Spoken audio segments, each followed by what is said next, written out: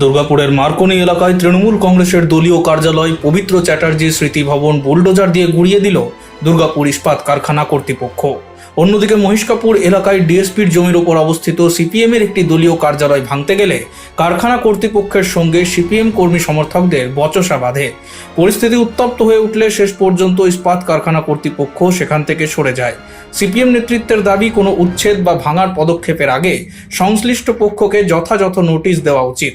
সেই নিয়ম মেনেই পদক্ষেপ নেওয়ার দাবি জানিয়েছেন তারা। এটা একটা গণতান্ত্রিক দেশ, গণতন্ত্রটাকে রক্ষা করতে হবে।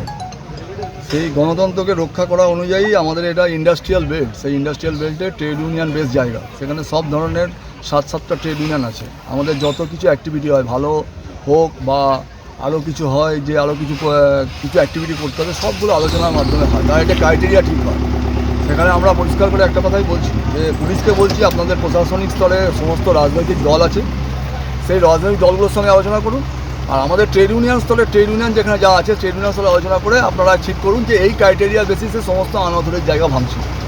সেই ক্রাইটেরিয়াটা ঠিক হবে, আলোচনা হবে, গণতান্ত্রিক পরিবেশে আলোচনার মধ্যে থেকে দাঁড়িয়ে সমস্ত বিষয়টা আমাদের আলোচনার মধ্যে চাইছি। আমরা জোর জবরদস্তি কোনো কিছু হওয়ার বিরুদ্ধে।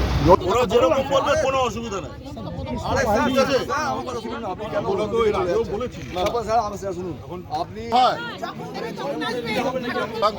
আমরা সেই অর্ডারটাকে ইমপ্লিমেন্ট করার জন্য আমরা এসেছি। আপনারা কথা বলুন, আমার নাম দেওয়ার দরকার নেই, আমি মানুষ, আপনার মতো আমি মানুষ। Bureau report, street voice digital.